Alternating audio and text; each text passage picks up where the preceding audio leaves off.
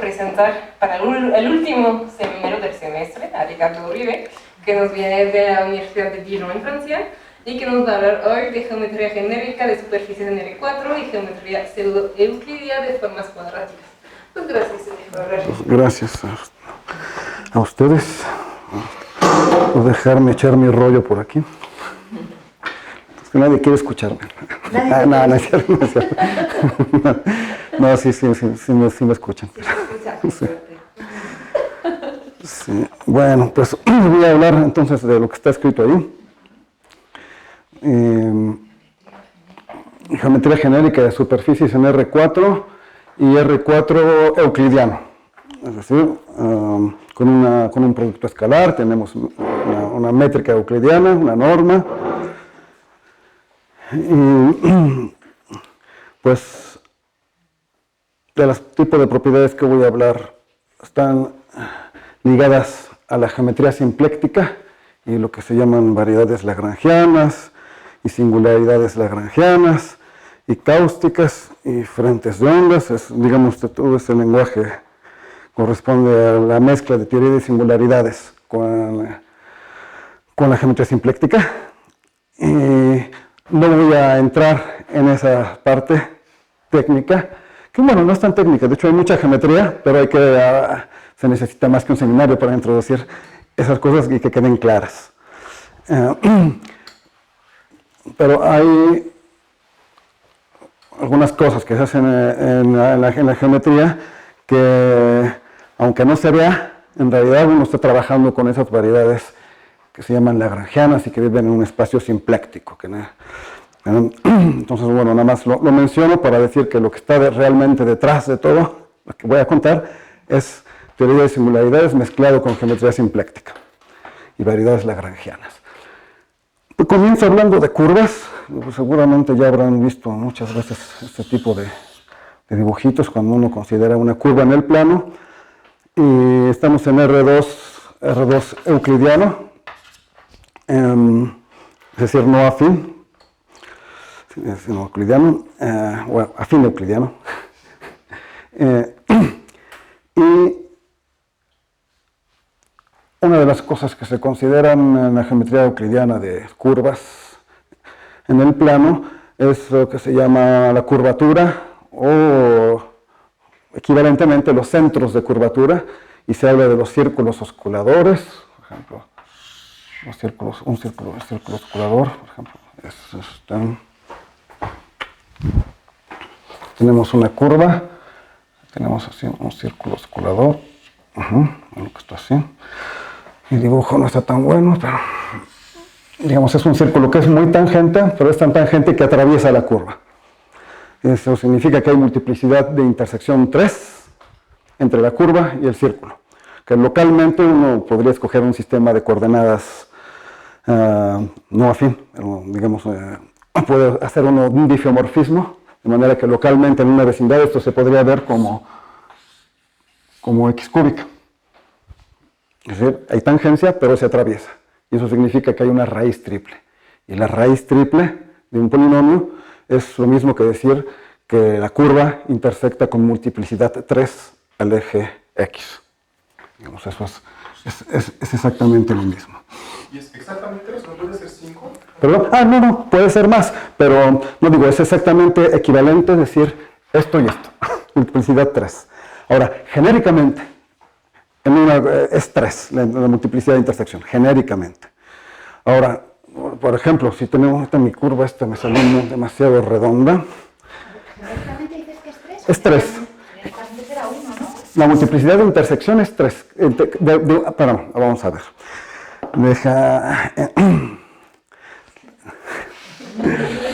Vamos a ver, es que a lo mejor me faltó introducir o no mencioné una palabra que es el círculo que se llama círculo osculador. Entonces, genéricamente, si tengo un círculo cualquiera, la multiplicidad de intersección es 1. Eso es verdad. Si es un círculo arbitrario que pasa por allí. Si es un círculo, dentro de todos los círculos que pasan por aquí, hay unos que son tangentes. Ahí la multiplicidad es 2.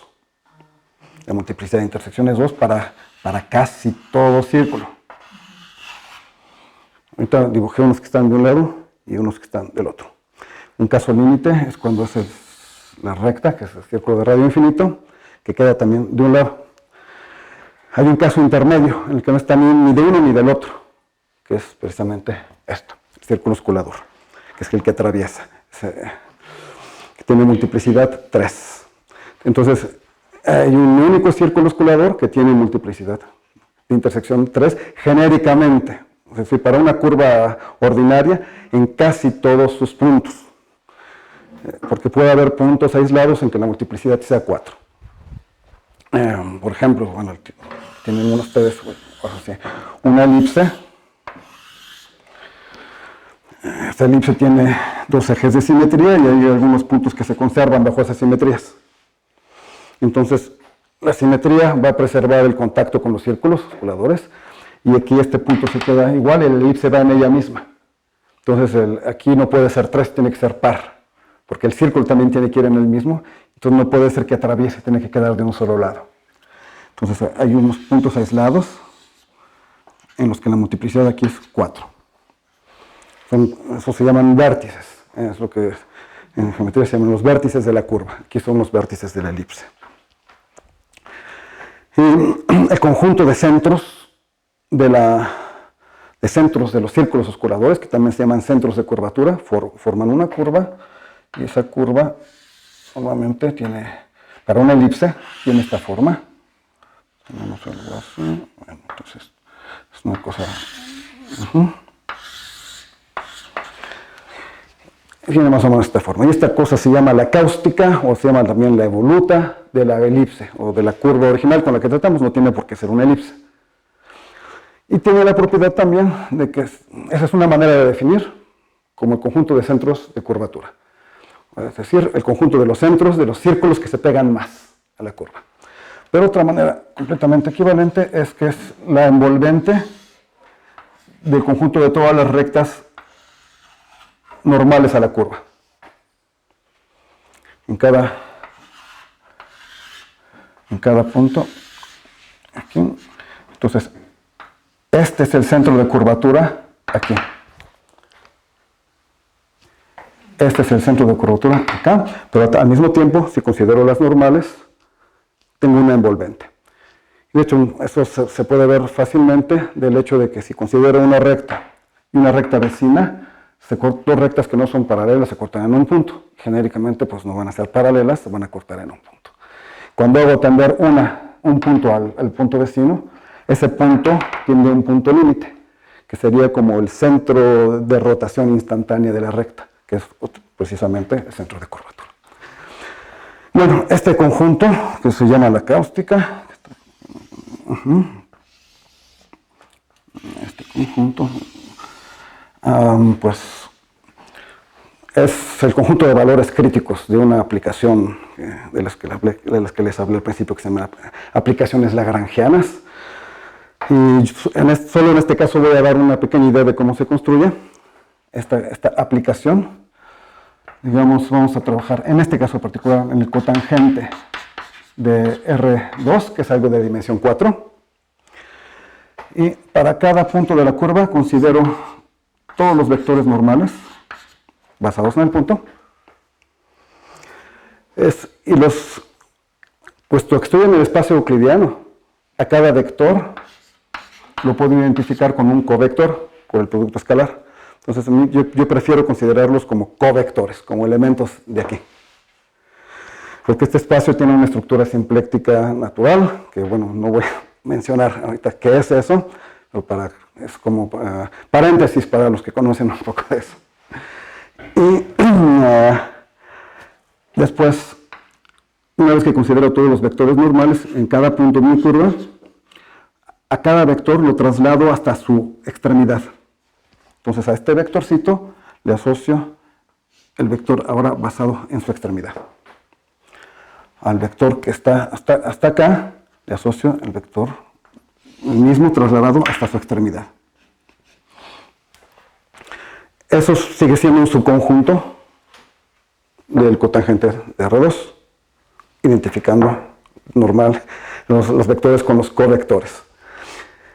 Y bueno, este subconjunto tiene una propiedad, se dice que es una subvariedad lagrangiana, Es decir, que una cosa que se llama la estructura simpléctica, que es una forma que es como una área, es una dos forma, se anula idénticamente en esta subvariedad. Y bueno, cuando proyecto, ¿eso es algo de qué dimensión? Fíjense que para cada punto tengo algo de dimensión 1, ¿verdad? Entonces, va a ser algo de dimensión en total 2, que vive aquí. Y cuando tienen una variedad de dimensión 2 proyectada en R2, genéricamente hay singularidades, y genéricamente son pliegues, ¿cómo se llama? Puntos, ¿dicen pliegues? ¿Cómo dicen en español? Pompli. O dobleces. Dobleces es, digamos, es como cuando tienen esto. ¿La ramificación? Tienen una aplicación, tienes una aplicación de una superficie en una superficie, es donde se plega, donde se dobla. ¿En lugar de ramificación? Porque en inglés dicen fold point, porque se dobla. En francés, pompli, porque se pliega. y Seguramente en México se dirá la traducción del inglés y en España el francés. Ajá. Bueno, punto pliegue o punto de doblez, algo así. Y bueno, genéricamente, entonces tenemos una subvariedad este es un R4, de hecho. Una subvariedad de dimensión 2 en R4, que cuando la reproyecto por la proyección natural a R2, que cada punto le asocio su base, por ejemplo, a este covector le asocio este punto, a este covector que está aquí, le asocio este punto, su punto base. Pues como ven, todos los covectores que están asociados al punto inicial me van a dar los puntos base, que me van a dar la recta normal. ¿Cierto? Y, ¿sí? Que no, digo yo. Digamos, comencé con cada punto y considero todos los vectores normales. Luego, la aplicación que se llama normal es la que asocia a cada uno de estos vectores, lo traslado sobre la misma recta hasta su extremidad y lo pongo allí. Ahora tengo ya un nuevo vector que ya no es normal aquí, está basado en otro punto en la extremidad. Fue la traslación. Para este más grandote también le hago lo mismo, lo traslado. Ahora, cuando hago la aplicación natural del cotangente de R2 a R2, significa que me olvido del vector y nada más me quedo con la base. Entonces a este vector le corresponde este punto. A este vector le corresponde este punto. Entonces todos los vectores que obtuve a partir de este punto de mi curva me dan vectores o covectores alineados aquí. Entonces cuando hago esta proyección me queda simplemente la recta normal. Y bueno, si estoy cerquita de aquí, de la curva, las normales pues me van a dar una aplicación que es bien inyectiva. Y no pasa nada. Pero cuando empiezo a prolongar, pierde inyectividad. Precisamente la inyectividad se pierde en la cáustica. Y es ahí donde va a haber problemas con la derivada, bueno, que la derivada va a tener kernel diferente de 0, etc. Bueno, entonces esto es como la idea, aunque no hablé de que es un espacio simpléctico explícitamente, de estudiar la cáustica. En términos físicos, si nuestra curva fuera una fuente de luz, el espacio se ilumina y la parte más iluminada del espacio es esta curva. Esto bueno, ya lo han visto en las albercas, cuando ven que hay partes que se iluminan mucho, son partes donde se concentra mucho la luz. Eso es más o menos esto. Bueno, no es más o menos, es exactamente esto. Aquí sí es exacto. Y bueno, entonces, preguntabas si puede ser 4 o 5 el contacto. Entonces, genéricamente es 3, en puntos aislados es 4, y para una curva genérica solo hay eso. Pero puede pasar que la curva evolúe, es decir, que yo estoy moviendo mi curva en el tiempo, y puede haber momentos en que haya momentos nada más, es decir, en que haya para una curva en un momento dado, un punto tenga multiplicidad 5 de intersección 5 con su círculo osculador. Eso significa que fue el colapso de 2 de 4. Que es el momento en que desaparecen o aparecen, que no había y aparecen de pronto 2. Porque esto es lo que pasaría. O sea, sí puede ser 5, pero en una familia a un parámetro, si las cosas son genéricas. Claro, puedes construir siempre una curva en la que el círculo esculador tenga contacto el número que tú quieras, pero no va a ser estable. Digamos, todo esto sí es estable. Si perturba un poquito la elipse o la curva, lo que ven aquí va a quedar casi lo mismo. Ya no va a quedar simétrico, pero siguen teniendo una curva con 4 cúspides y todo queda tal cual. Entonces, son singularidades estables. Y la de 5 corresponde a bifurcación, cuando se aparición o aniquilamiento de 2. ¿De 2 de 4? De 2 de 4, o sea, de 2 cúspides de este tipo. ¿No se pasa a 8? No, es aniquilación de 2 cúspides de ese tipo, y es como el tipo, en la cáustica, sería algo de este tipo, que creo que ya han visto, como conocen la cola de golondrina, ¿verdad? Entonces llega un momento en el que estas dos se juntan, hay un momento de singularidad y luego ya no queda nada. Esto sería cuando tendrías 2 de 4 y es el momento en que hay 5. Y puede haber 6 y todo lo que quieran, pero bueno, es muy inestable. Entre más grandes, más inestable. Bueno. Entonces, la manera de calcular, y hay una cosa que se llama funciones generatrices de estas variedades que viven en este espacio, que es, digamos, la técnica utilizada es llevar todo a funciones. Y bueno, yo voy a hablar nada más de estas familias de funciones, voy a olvidarme de este espacio, voy a olvidar la estructura simpléctica y voy a quedarme solamente con esa técnica de familias de funciones que se puede ver independientemente de este origen o de lo que está realmente detrás. Entonces, así como hablé de cáustica, que es el conjunto de valores críticos de esa proyección, de esa variedad de dimensión 2 aquí, hay también la noción de cáustica de una familia de funciones. Cáustica de una familia de funciones que precisamente va a corresponder exactamente, en el caso que voy a decir, va a corresponder exactamente con esto. Pero esta es una noción más general, así como las nociones de aplicaciones lagrangianas y esta cosa que hicimos en R4.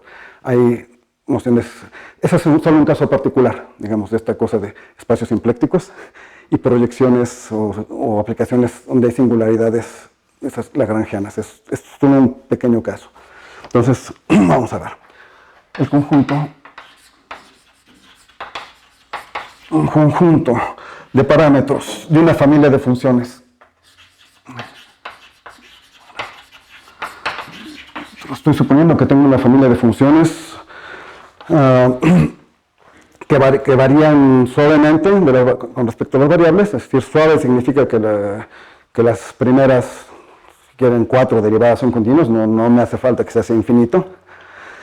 Y que también varía suavemente con los parámetros. Entonces, el conjunto de parámetros de una familia de funciones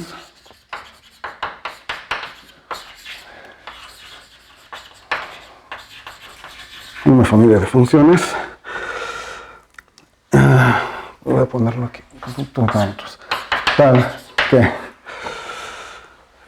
la función correspondiente al parámetro dado, la función correspondiente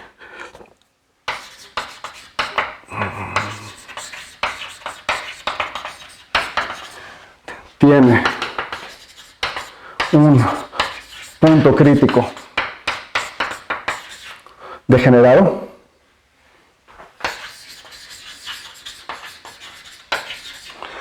es decir, también significa que no es de Morse,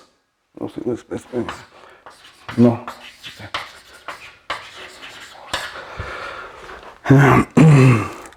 Es, espera un tantito. Perdón. Disculpen, entonces la cáustica de una familia de funciones. Entonces ya puedo borrar esto. La cáustica de una familia de funciones es el conjunto de los parámetros tal que la función correspondiente tiene un punto crítico degenerado, que no es de Morse. Entonces, por ejemplo, si saben lo que es un punto crítico de Morse, ¿no? Bueno, un punto crítico de Morse es un punto crítico que se porta bien, que se porta como casi todos los puntos críticos. Por ejemplo, si tiene una función de una variable, una función f de r en r, pues los puntos críticos normalmente son máximos y mínimos, generalmente. Y localmente, pues, aquí se parece mucho a una parábola, a y igual a x cuadrado, y aquí se parece mucho a y igual a menos x cuadrado. Y de hecho, no solo se parece, haciendo un cambio de coordenadas adecuado, un cambio difeomórfico, no lineal ni, en fin. Lo podemos ver en una vecindad como x cuadrada y este como menos x cuadrada. O sea,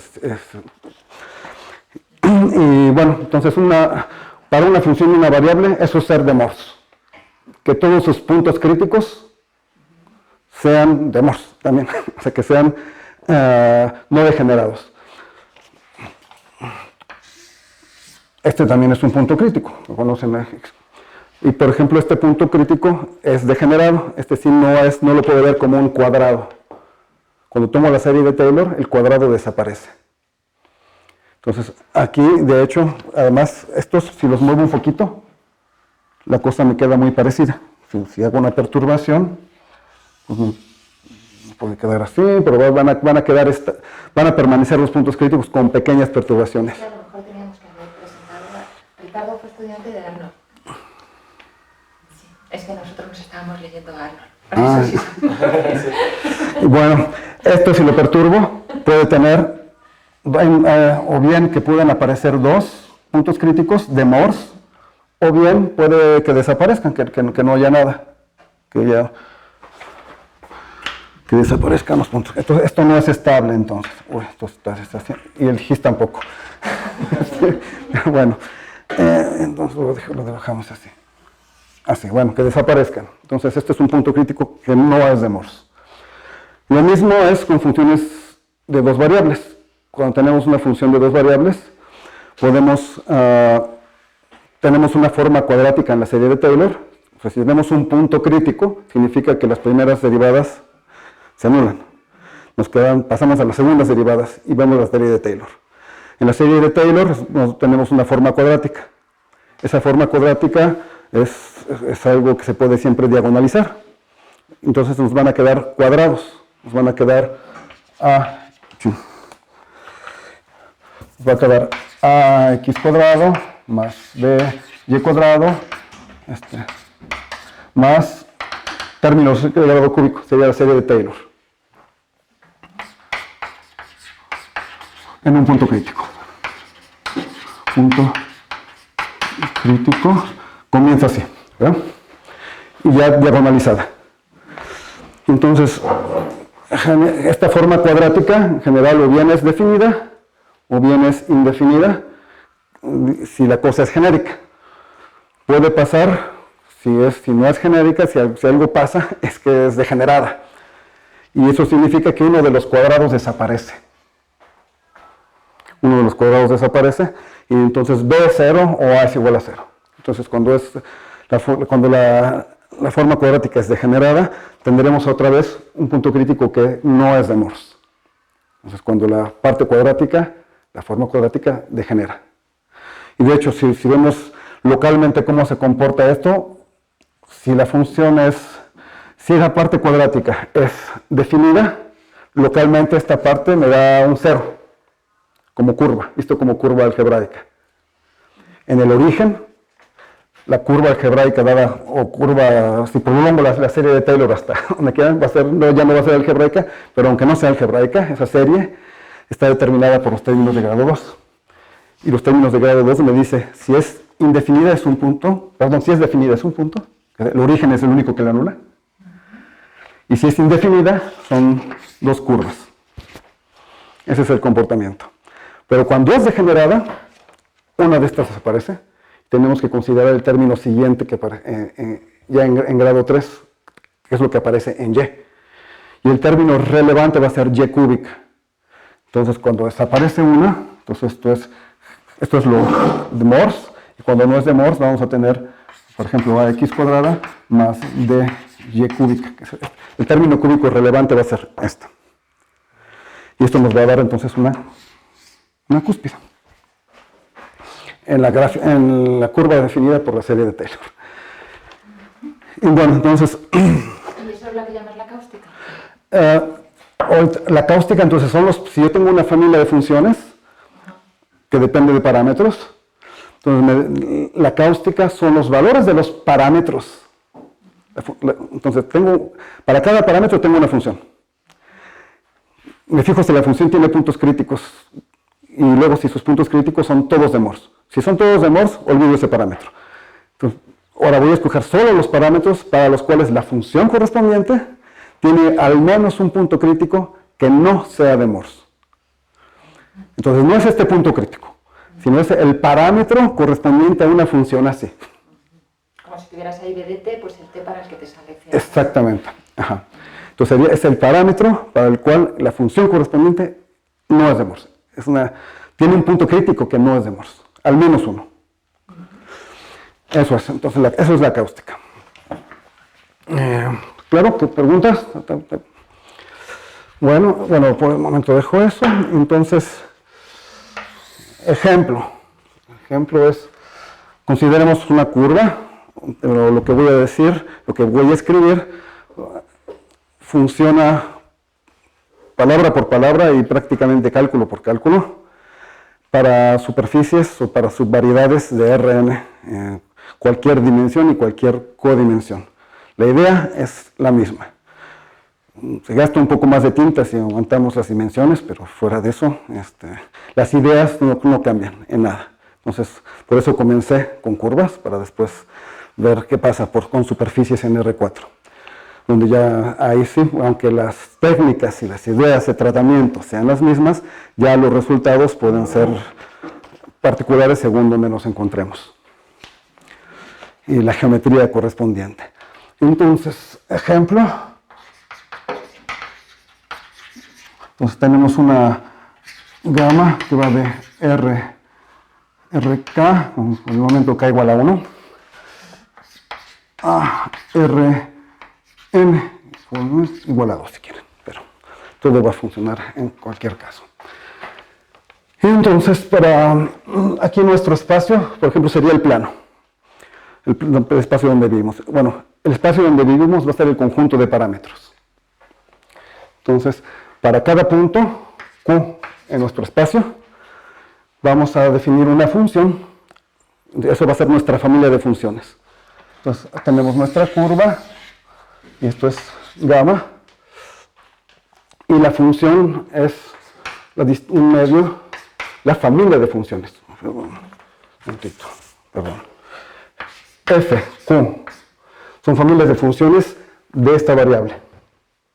En este caso, Fq de t es igual a un medio de la distancia al cuadrado, que sería Q menos gamma. Si lo escribo así, o cómo lo escribo. Sí, gamma menos Q, prefiero así. Gamma de t menos Q, gamma de t menos Q. Esa es la familia de funciones. Entonces, para esta familia, que para cada punto tengo esta distancia al cuadrado, voy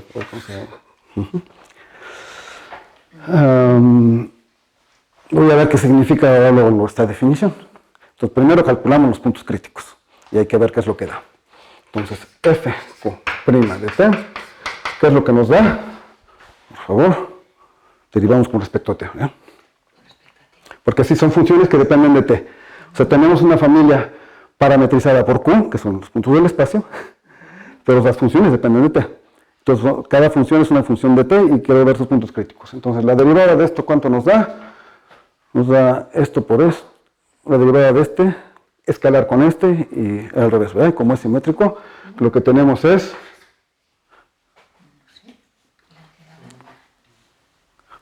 por gamma prima de t. tenemos Algo por gamma. gamma prima de t, pues es la derivada de esta por esto, Ajá. más la derivada de esta por Es esto. como un producto normal y corriente. Sí, el producto es producto escalar, sí. Y entonces nos queda gamma de t menos q. ¿Ya? Esos son los puntos críticos. Y ahora fíjense que gamma de t menos q, por ejemplo, este sería un punto. Si queremos que sea crítico, esto se debe anular, ¿verdad? Para ser un punto crítico. La derivada se anula. Esto nos dice que el vector derivada es ortogonal al vector que va de q a la curva. Eso esencialmente dice que estamos viendo las distancias máximas y mínimas. Y otra manera de verlo es que estamos viendo aquí un círculo que sea tangente. Este es el centro de un círculo que es tangente. Eso es un punto crítico, pero ahora hay que ver qué pasa si es degenerado. Hay que hacer una segunda derivada, ¿no? En el caso de dos variables que se ha degenerado, perdón, de una sola variable que se ha degenerado, dijimos que era esto.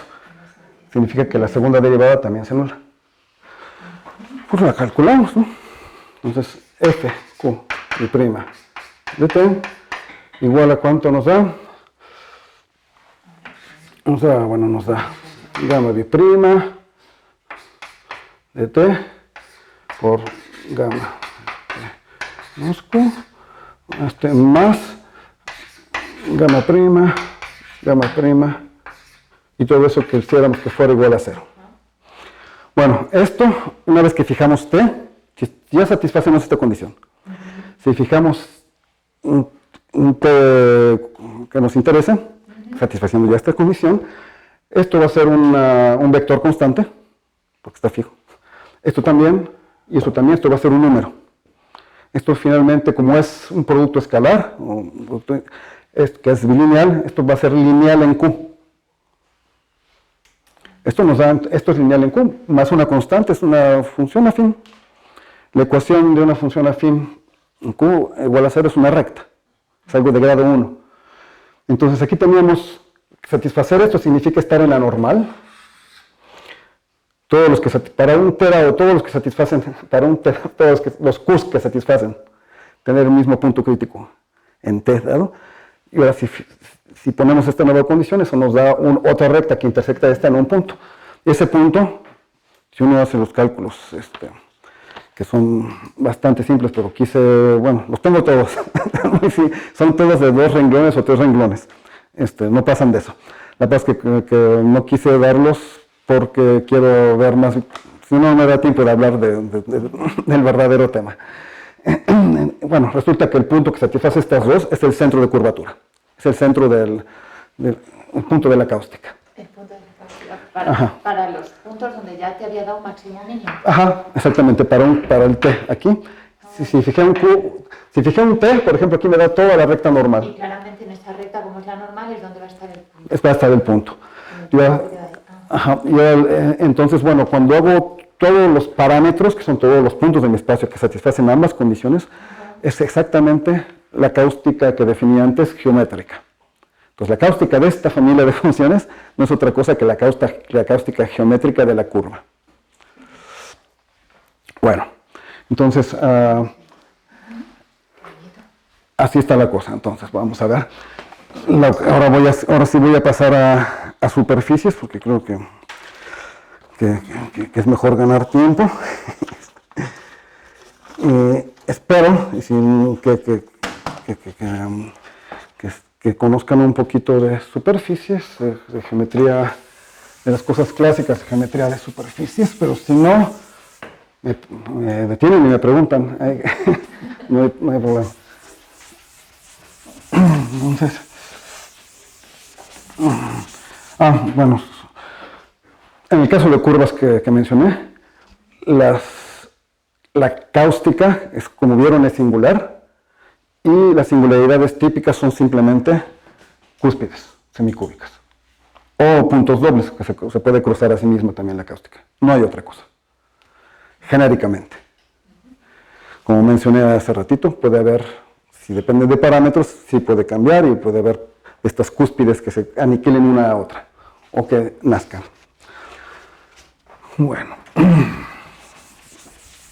Ahora, para superficies, pues hay una noción análoga a los círculos osculadores, pero se llaman esferas osculatrices para las superficies.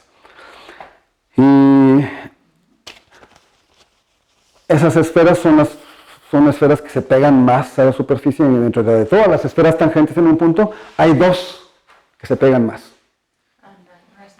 ¿Perdón? Porque en este había un círculo nada más. En este nada más hay uno. Y en cambio Para superficie tienes dos, que si, digamos, está ligado a una noción que se llaman curvaturas principales en las superficies. Hay dos cosas, hay dos, bueno. Están las líneas de curvatura y sería como para cada una te sale una. Sí, exactamente. Entonces, es lo mismo, es exactamente. Si tienes ese punto de silla vas a tener una aquí y otra acá. Entonces hay dos componentes, y bueno, pues... Pero no siempre hay dos, ¿no? Si es así, solo te saldrá una. Sí, digamos, sí es como así. Si tengo curvatura positiva... No, siempre hay dos, siempre hay dos. Hay una más grandota y Sí. segunda más, la línea y más. Sí, sí, hay los dos la misma... hay dos. Tiene que ser punto umbilical para que haya solo una, sí. Para cuando hay una, pero considerada como doble en realidad. Sí. Entonces, tienes dos, pues bueno, vamos a... Cuando tienes una superficie...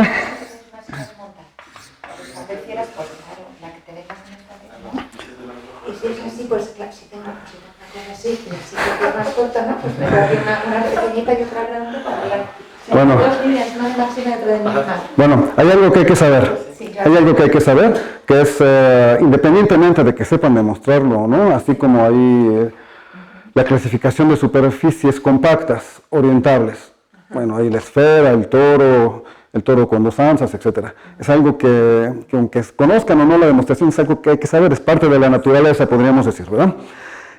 Bueno, esto podemos asumir que es una cosa que hay que saber, pues la voy a mencionar, y las demostraciones casi van a estar en lo que voy a hablar. Hay diferentes maneras de ver esto que voy a decir, pero por lo pronto hay que saberlo. En una superficie, en R3, tenemos la siguiente situación. Si agarramos la dirección normal, un vector normal, a la superficie en un punto, cualquiera que sea el punto, y consideramos en ese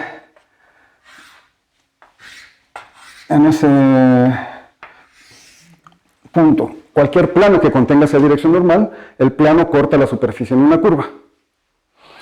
Esa curva tiene un centro de curvatura, y entonces también una curvatura, que es la distancia del centro de curvatura al punto se llama radio de curvatura, y el inverso de esa distancia se llama la curvatura. Entonces, son cosas inversas. Entonces, aquí tenemos un radio de curvatura, pero para esta dirección. Ahora, puedo hacerlo para cualquier otro plano que contenga la recta normal. Y para cada plano voy a tener aquí una curva diferente con una curvatura. Entonces, dentro de todas esas posibles, las curvaturas que puedo obtener así, hay una máxima y una mínima exactamente. Digamos, estoy moviéndome en el espacio de todos los planos, es una curva, de hecho el plano, la recta proyectiva, lo puedo ver como el círculo, y una función puede tener, el círculo tiene al menos un máximo y un mínimo, pero podría tener muchos. Bueno, el hecho es que no tiene muchos, tiene exactamente un máximo y exactamente un mínimo.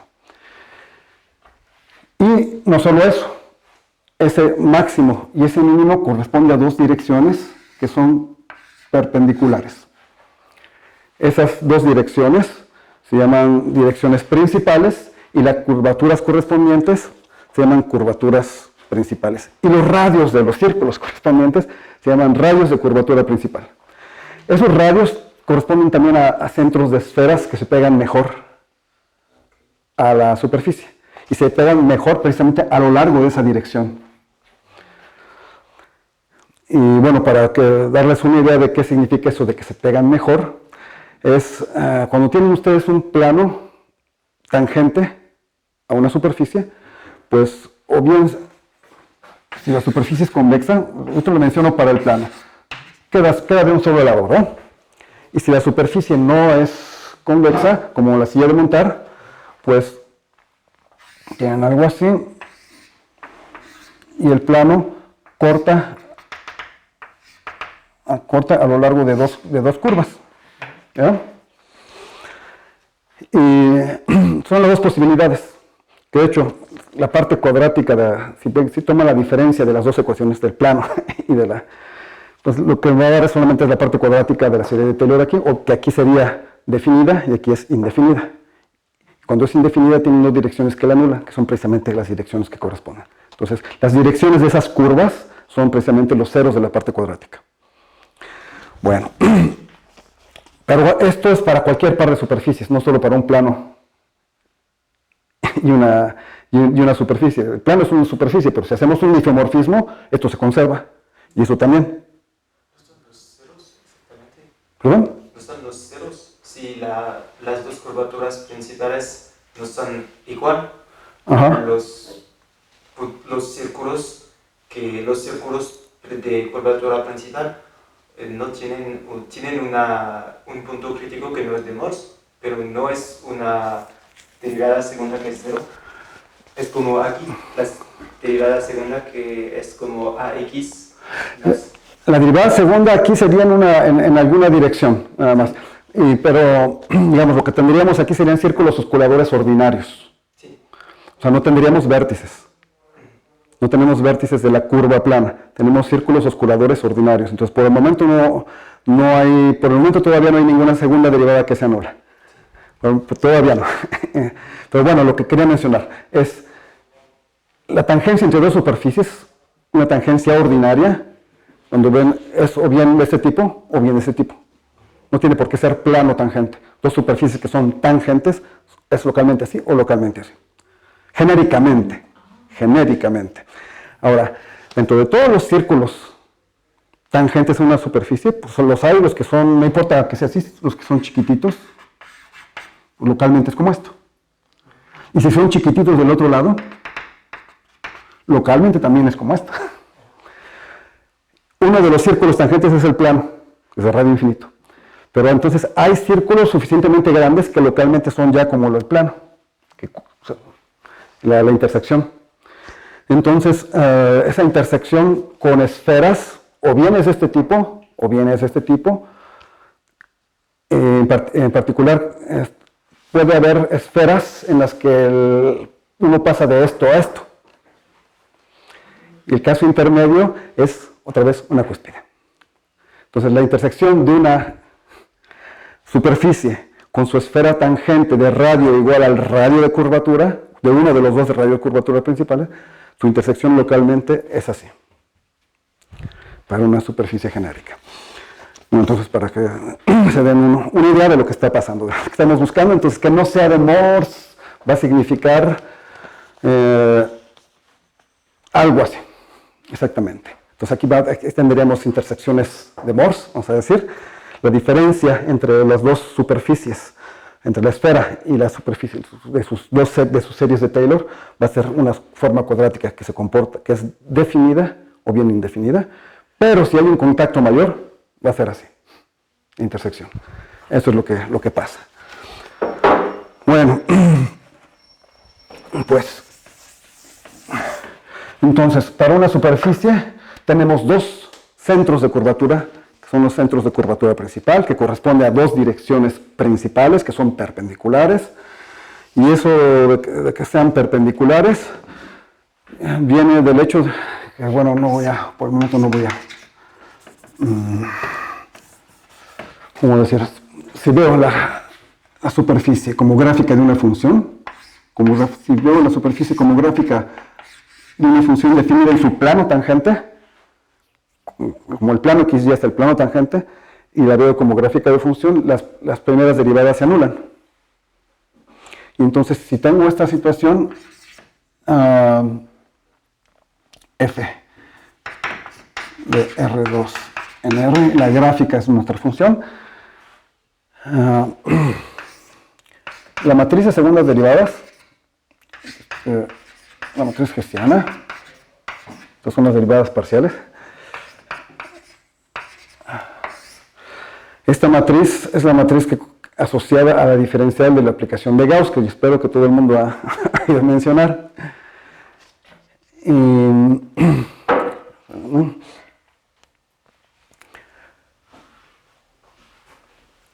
Esta es una matriz simétrica. Y una matriz real simétrica si tiene valores propios diferentes, bueno, siempre son reales primero, siempre son reales, y si son diferentes, las direcciones principales son ortogonales. Pues eso precisamente son las direcciones, esto está definido en el plano tangente, y las direcciones principales son precisamente las direcciones de las que hablé hace un momento. Entonces, en realidad, eso que pasa en la superficie de tener un campo de cruces bien ortogonales en cada punto, viene de álgebra lineal. Viene de la álgebra lineal aplicada a la matriz de las segundas derivadas.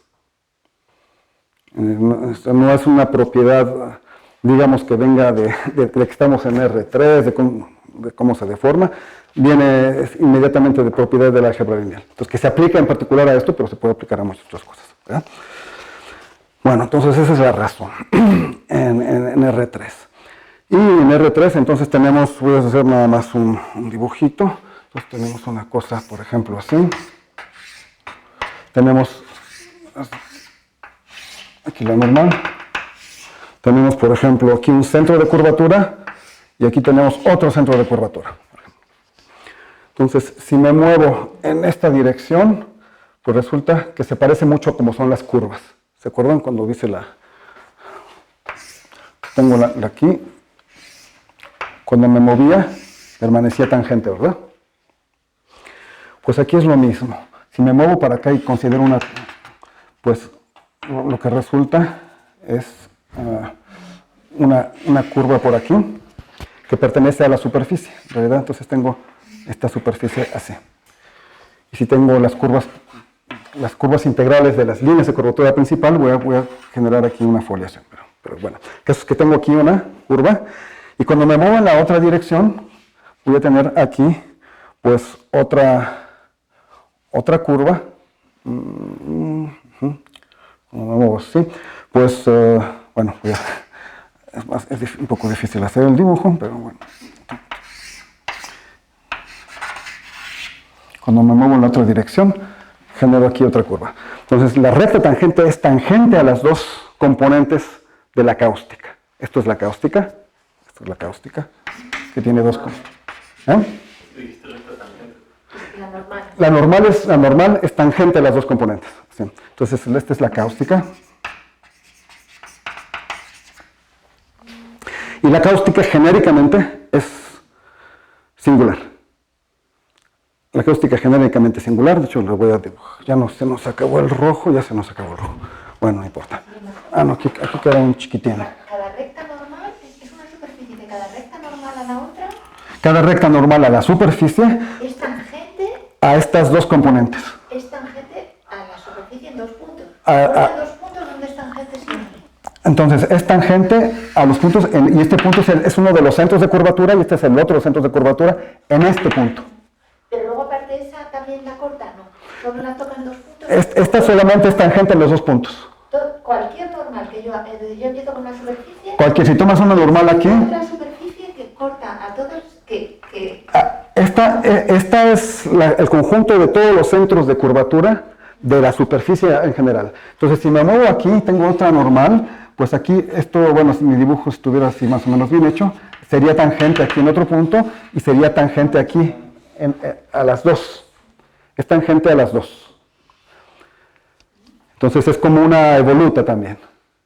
Entonces se repite esta propiedad que se repetía aquí con la cáustica de curvas. Entonces es bueno algo para que conozcan el comportamiento. Y entonces así está el dibujo. ¿Dónde me quedó el rojo? Ahora sí se me cayó. Aquí, ya lo vi. Sí. Entonces aquí está. Entonces esta es la cáustica. Ahí está. y esta es la normal. Entonces eso es lo que pasa siempre. Luego, las cáusticas tienen singularidades también, son hipersuperficies, en este caso, bueno, es de dimensión 2, y las singularidades genéricas son, el número es finito, son líneas cuspidales, entonces singularidades aquí, tenemos singularidades.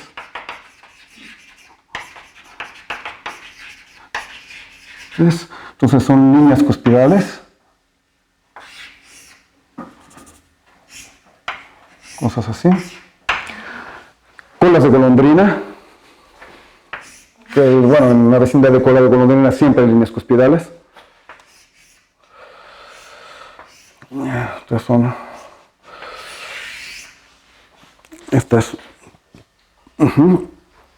y son singularidades que una clasificación, si están viendo el libro de Arnold, la singularidad es AK, entonces en este caso esta sería una A4 y esta sería una A3, para cáusticas, que son diferentes para frentes de onda, aunque sean los mismos dibujos.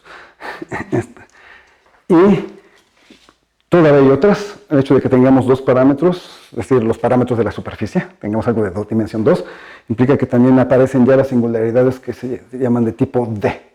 Entonces, la cáustica, precisamente hace rato que mencionaste los umbílicos, ahí pasa algo. Ahí las dos ramas se juntan. Y hay diferentes maneras de que se juntan. Entonces, hay una manera es esta. Entonces,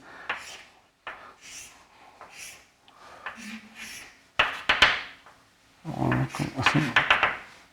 Tenemos así. Entonces, en un punto umbílico puede ser algo así. Entonces, tenemos tres líneas cuspidales aquí.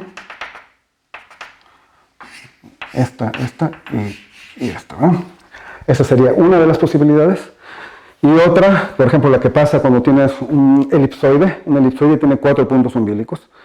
Y para los puntos, la cáustica en la vecindad de un punto umbilico se comporta de la siguiente manera. Tenemos algo así. Y bueno,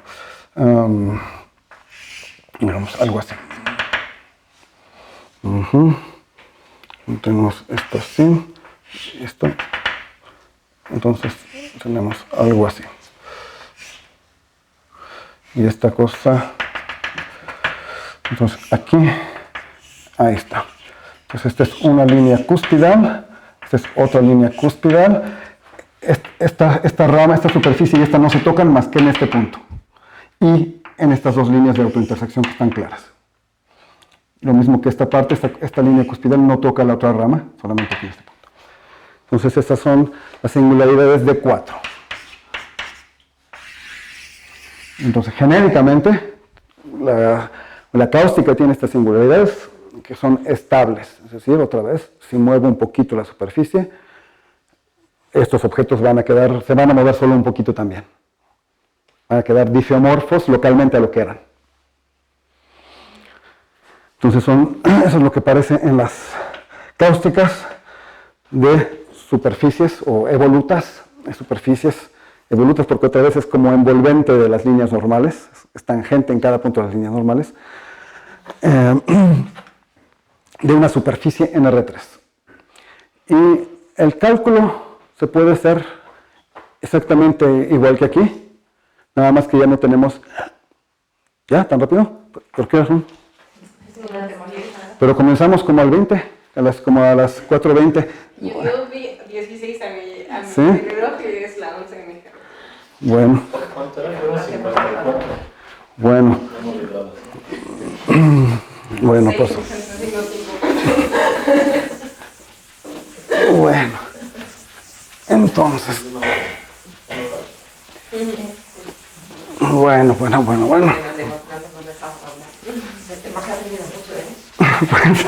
Pero no llegué otra vez al corazón del asunto. Bueno, entonces no llegué al corazón del asunto. Todo esto depende de la parte cuadrática. Eso es primera cosa fundamental. Depende de la serie de Taylor al orden 2.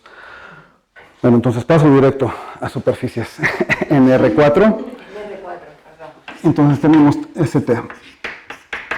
Y tenemos una F1, bueno, F y G. Funciones,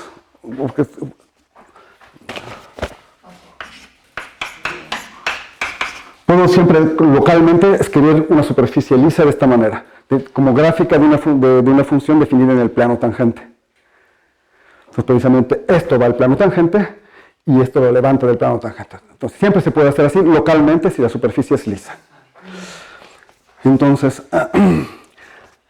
lo que va a contar aquí va a ser otra vez esto y lo mismo para G. Van a contar las derivadas de orden 2. O lo que es lo mismo, la forma cuadrática de la serie de Taylor. Entonces, Pero de 4 que pongo esferas. también hiperesferas. Todo se repite y este tipo de cálculos se hace igualito. Son hiperesferas. Entonces voy a considerar las hiperesferas de dimensión, en este caso 3, que se pegan más a la superficie. También hay una cáustica. Y bueno, ahorita pues voy a ligar algunas propiedades de la parte cuadrática de estas funciones, que voy a, aquí la parte cuadrática, entonces voy a escribirla para F, voy a ponerla como A1, B1, B1, C1, y para G voy a poner como A2, B2, etc. Entonces para G, X, etc., voy a tener A2, B2, B2, C2. Entonces es conocido que, bueno, hay un equipo de singularidades en Valencia y en Japón y en Brasil que han trabajado mucho sobre estas cosas. También aquí en México hay Federico. Y bueno, pero bueno, desde antes, en los 60s, ya había alguien en Estados Unidos que había calculado la curvatura gaussiana inducida por la métrica de R4 en una superficie. Cuando está dada de esta manera, la curvatura simplemente es lo siguiente. Definimos K1 igual a el determinante, A1, C1 más menos B1 cuadrado, K2 igual al determinante. Estas cantidades en general no tienen ningún significado, pero su suma sí. Eso sí. Pero K, la curvatura de Gauss, es simplemente K1 más K2. ¿Por qué no tiene ningún significado? Cuando escogí esto, estoy en R4, digamos que tengo el espacio tangente, que lo voy a describir aquí unidimensional. Bueno, lo voy a poner aquí así, si quieren. Este es el espacio tangente, y esto es el normal. Y escogí una base, aquí en el normal. Y en esta base, localmente, la función se describe con esta f y con esta g. Pero si hago una pequeña rotación, ya no van a ser las mismas. Van a cambiar. Van a ser combinaciones lineales con senos y cosenos. Entonces, las formas cuadráticas ya no van a ser las mismas, entonces estos números desaparecen. Bueno, van a ser cambiados por otros. Pero su suma no desaparece. Y bueno, entonces esta es la curvatura de Gauss inducida por la métrica de R4. Entonces uno puede hacer el cálculo con la conexión y hacer, digamos, de la métrica inducida, y uno llega a esto. Bueno, por otro lado, ¿qué más tenemos aquí? Entonces tenemos esto. Por otro lado, quiero, como mencioné en el título, lo de geometría pseudo-euclidia, en el espacio de las formas cuadráticas es un espacio vectorial. O sea, es un espacio A, B, C, conjunto de las formas cuadráticas es un espacio vectorial. Y la suma de dos formas cuadráticas va a ser la suma de los vectores. Y pues resulta que en ese espacio vectorial hay pues las formas cuadráticas degeneradas. ¿Cuáles son las formas cuadráticas degeneradas? Son las formas que tienen determinante cero. O sea, degeneradas son AC menos B cuadrada igual a 0. ¿Eh? Son las formas degeneradas. Esas me definen un cono en este espacio. Bueno, pues tengo un cono aquí, definido por esta ecuación. Y por otro lado, esto lo puedo ver como un producto escalar, pero pseudo escalar, o pseudo producto escalar, no sé cómo se digan. Usamos un espacio pseudo-euclídeo donde tengo el producto escalar. Si tengo dos vectores, por ejemplo, si tengo Q1, que es una forma cuadrática, y Q2, el producto escalar lo puedo ver como A1 C2 más A2 C1 sobre 2 menos B1 B2. Cuando A1 y A2, cuando las formas coinciden, llego a esto. Y entonces, esto lo puedo ver cuando las dos formas coinciden. Tendría yo esto. Dame tantito.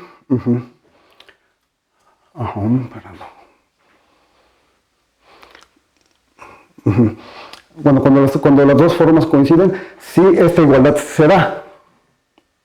¿Ya? Porque esta igualdad puede que no se dé. Esta igualdad se da en las degeneradas. Pero si tengo una por acá, voy a tener un número diferente. Si estoy afuera del cono, ese número va a ser negativo. Si estoy adentro del cono, ese número va a ser positivo. Y esto es así como sería, si tengo esto voy a ponerle Q1 en general. Q1 sería como una norma al cuadrado, pero con este producto escalar que no, pseudoescalar. Bueno, entonces voy a hacer Q1, la norma al cuadrado, que puede ser positiva o negativa. Afuera negativa, adentro positiva. Bueno, pues visto así, resulta entonces que la curvatura de Gauss, si tengo yo aquí mi función, tomo las formas cuadráticas, me da ahí dos vectores y estoy tomando la suma de las normas al cuadrado. Entonces aquí ya empiezan a intervenir las normas al cuadrado y tengo más cosas no solo tengo eso. Si tengo aquí yo dos vectores que me definen estas dos funciones, voy a tener aquí dos vectores cualquiera. Esos dos vectores me definen un plano y ese plano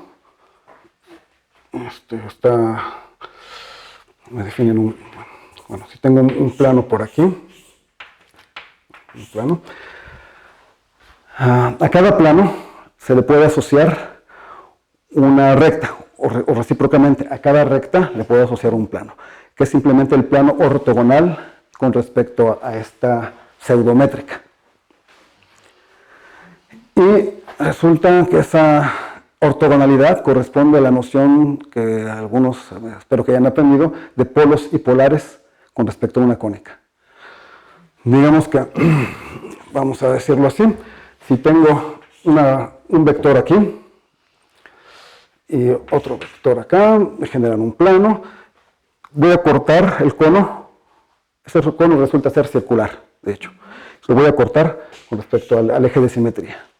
Si lo corto me queda un círculo. Aquí. Cualquier vector que tenga yo acá me va a definir un punto en este plano. El conjunto de todos los vectores normales a ese vector dado me van a definir un plano. Todos los que satisfacen la ecuación esto igual a 0. Pues resulta que ese plano me va a generar entonces aquí una recta. Y la recta es precisamente la polar con respecto al círculo unitario. Quitar solo las tangentes. Y de hecho, si tengo el círculo unitario, si aquí en este plano pongo coordenadas, y este punto es el punto de coordenadas AB, su recta polar va a ser la recta de ecuación AX más BY igual a 1. Va a ser la ecuación de esta recta. Entonces, bueno, la noción de polos y polares ya viene aquí incluida en esta geometría de formas cuadráticas. Pero hay algo más, las formas cuadráticas son funciones definidas en el plano. Y el plano lo puedo considerar como el plano simpléctico, bueno, o el plano donde se conserva la forma área. Y si se conserva la forma de área, las funciones en el plano las puedo considerar como una álgebra, lo que se llama una álgebra de Lie. Y ahí, no sé si han visto lo que es el corchete de Poisson o el corchete de Lie. Digamos, en un espacio vectorial puedo asociar a dos vectores un nuevo vector. Y es de manera que sea bilineal y antisimétrica y que satisface la identidad de Jacobi. Identidad de Jacobi es el corchete de Lie de dos vectores, vectores A, B. Si pongo así, C, más, hago todas las permutaciones cíclicas, igual a 0. Entonces la identidad de Jacobi, una aplicación bilineal que es antisimétrica y que satisface la identidad de Jacobi, es un corchete de Lie. Y define una álgebra de Lie. Bueno, pues resulta entonces que el corchete de Poisson de las funciones, vistas como funciones, se aplica el corchete de Poisson y el corchete de Poisson de dos funciones, dos variables, el corchete de Poisson de f y g, por ejemplo, de dos funciones, no es más que la parcial de f con respecto a x, la parcial de g con respecto a y, menos la parcial de f con respecto a y, la parcial de g con respecto a x. Obtengo, y si tenía yo una forma cuadrática, reobtengo una forma cuadrática. Pero eso me está asociando aquí a dos vectores, un vector. Teorema, bueno, eso ese no es mío, ese es de Arnold, hay un articulito en el que habla de la geometría de Lobachevsky, porque este disco lo puedo ver como el plano de Lobachevsky, el disco del anterior. Conocen el modelo del plano de Lobachevsky, que es un disco. Bueno, en un artículo que hace Arnold, donde estudia la geometría de Lobachevsky, describe este corchete de Poisson. Y pues resulta que, bueno, cuando aplico esto, simplemente es parcial de una, parcial de la otra con respecto a otra variable y luego las intercambio. Me da una nueva forma cuadrática. Bueno, teorema que es muy fácil, que simplemente hay que saber cálculo, tienen dos formas cuadráticas, y lo que van a ver es que si tengo dos vectores aquí, es decir, tener dos vectores en un plano va a ser como tener dos puntos aquí. El corchete de Poisson es una nueva forma cuadrática que nos va a dar el polo. O sea, va a dar la recta que es ortogonal. Entonces, ahí eso nos da bastantes cosas. Entonces, en la geometría de R4, las gentes que estudiaron ya anteriormente la geometría de superficies en R4, asociaron a cada superficie, aparte de la curvatura de Gauss, una curvatura que le llaman curvatura normal,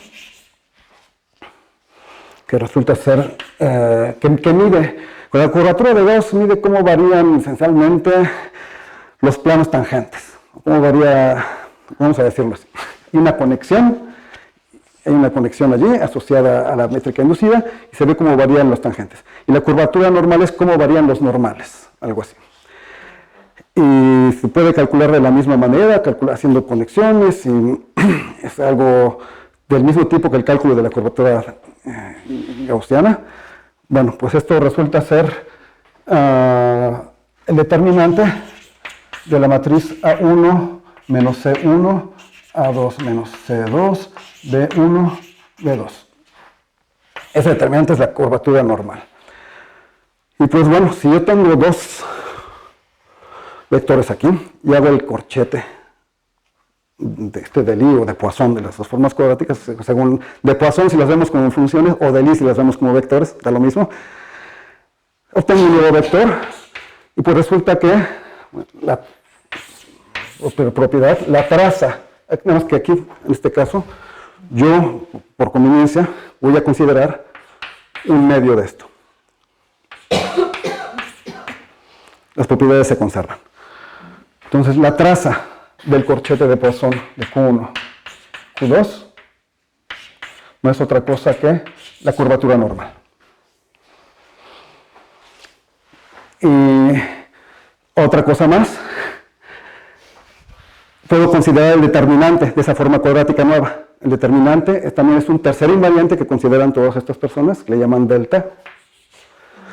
Ese determinante también es otro invariante geométrico. Y bueno, pues resulta que la norma en este sentido del corchete de Poisson es el delta. Entonces tenemos otra propiedad más, pero voy a aprovechar el hecho de que es el corchete de Poisson y para terminar, fíjense qué pasa si tenemos aquí el corchete de Poisson, dijimos que era bilineal, antisimétrico y satisface la identidad de Jacobi. Bueno, imaginemos que tenemos no Q1 y Q2, sino hacemos una combinación A, Q1 más B, Q2 como primera forma cuadrática y C, Q1 más B, Q2 como segunda forma cuadrática. Si hacemos el corchete de estas dos formas cuadráticas, como es antisimétrica, el corchete de una forma cuadrática con ella misma siempre es 0. ¿Verdad? Entonces, ¿qué es lo que nos va a quedar? Nos va a quedar nada más aquí AD con Q1, Q2, AD con Q1, Q2, más C, AD más BC con Q2, Q1.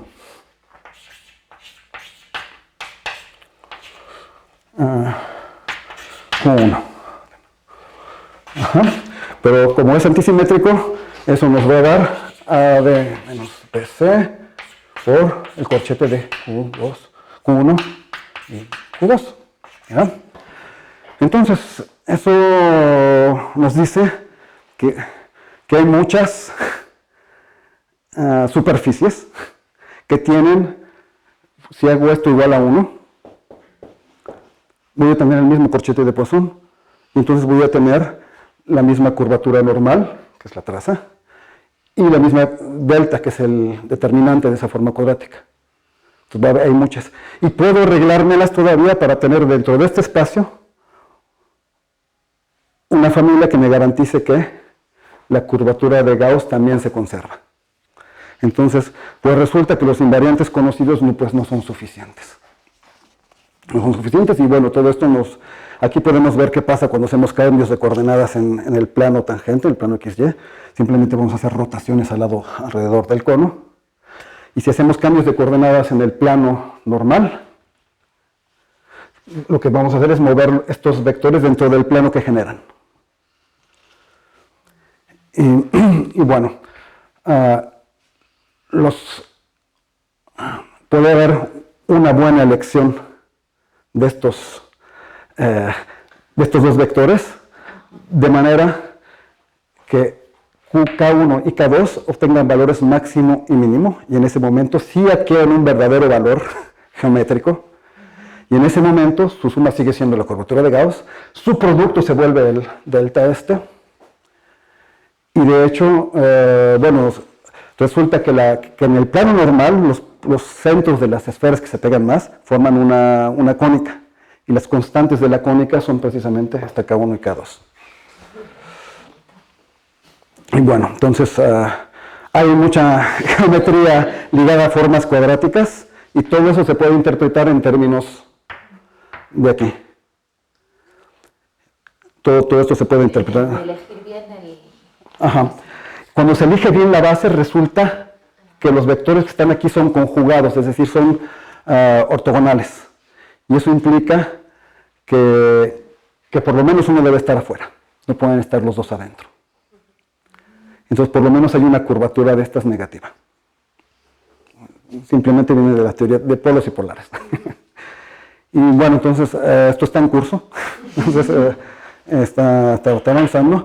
Pero bueno, lo último es que aquí se puede hacer mucha geometría utilizando el corchete de Poisson y utilizando esta pseudométrica ligada a este cono. Y toda la información o los invariantes geométricos se pueden ver aquí. Y se puede ver qué pasa cuando variamos aquí. Y precisamente de eso se ve entonces que hay toda una familia de superficies que tienen misma curvatura normal, misma curvatura de Gauss y misma esta invariante delta. y entonces que falta un invariante más. Falta un invariante más, bueno, ya creo que ya lo tengo, nada más que será para otra ocasión. El año próximo, entonces. Pues el año próximo, bueno, en agosto, si quieren. Todavía ando por acá y ya se acabó, se me acabó el 20 en agosto. Bueno. Entonces, si quieren, les vuelvo a echar una plata.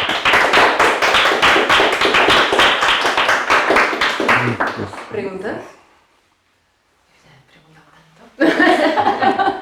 Y las K1 y K2 es, porque antes tomabas la recta normal y ahora en R4 tomas el plano normal y el plano lo contiene y los vas moviendo. Sí, es una manera de hacerlo, para una superficie que es de dimensión 2, dentro de la recta normal había 2 puntos, ¿verdad? Los centros de la curvatura principal. Ahora, dentro del plano normal va a haber una cónica. Va a haber una cónica, que esa cónica va a estar formada por los centros de las hiperesferas osculatrices. Son los centros de las esferas que se pegan más, pero van a formar una cónica, esos centros, en el plano normal. Y las constantes de esa cónica son precisamente estas K1 y K2 máxima y mínima, que sí tienen un sentido, cuando escoge uno el buen sentido, el buen sistema de coordenadas en el normal, que de hecho son precisamente los ejes de la cónica. Precisamente, diagonaliza uno y se vuelven los ejes de la cónica. Y entonces, bueno, la cáustica va a ser una unión de cónicas. Y va a seguir teniendo singularidades, la cáustica, digo eso, pero va a ser una unión de cónicas. Para cada punto, en el normal tengo una cónica. Entonces, una cosa de dimensión 3. Claro. La cáustica siempre es una hipersuperficie. Digamos, siempre, en los casos genéricos, siempre es una hipersuperficie, que es decir, casi siempre. El caso más degenerado de todos es si tiene una esfera. La cáustica es un punto, pero perturba uno tantito e inmediatamente se vuelve una hipersuperficie. Entonces, genéricamente siempre es una hipersuperficie. La cáustica, ¿sí? Entonces, la cáustica en dimensión 3 de la elipsoida no es la misma que la cáustica en dimensión 4 de la misma elipsoida. ¿De la misma elipsoide vista como algo de R3 en R4? Sí. Ya no va a ser lo mismo porque tenemos una dimensión de más, entonces todavía podemos tener centros, es decir, esferas que se siguen pegando mucho, pero que tienen su centro ya fuera del plano R3. En realidad va a ser la misma multiplicada por rectas perpendiculares, va a ser un cilindro generado por la cáustica anterior en ese caso. Pero sí, digamos, la geometría va a estar dada, si está en R3, la geometría va a estar dada esencialmente por eso, pero el hecho de estar en R4 nos permite extendernos con las esferas tangentes, entonces van a ser simplemente rectas normales multiplicadas por la cáustica original. ¿Otras preguntas? ¿No? Pues agradecemos, ¿no? Pues gracias por su atención.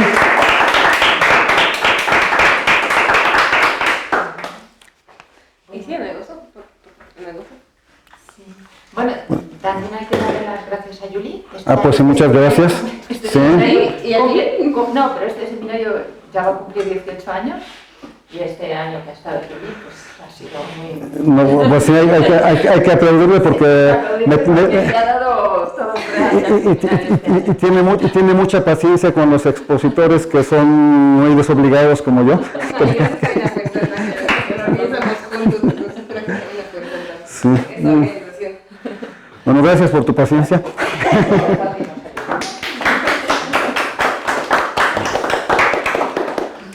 Bueno. Y nos empezaremos de nuevo en agosto. Sí, entonces, podría hablar de esto, de otras cosas, también superficies, pero otra geometría y otras cosas, o orientación. Fenomenal. Podría. Ya tenemos una persona para agosto. Ajá, entonces nada más ahí nos ponemos de acuerdo para la fecha. Bueno.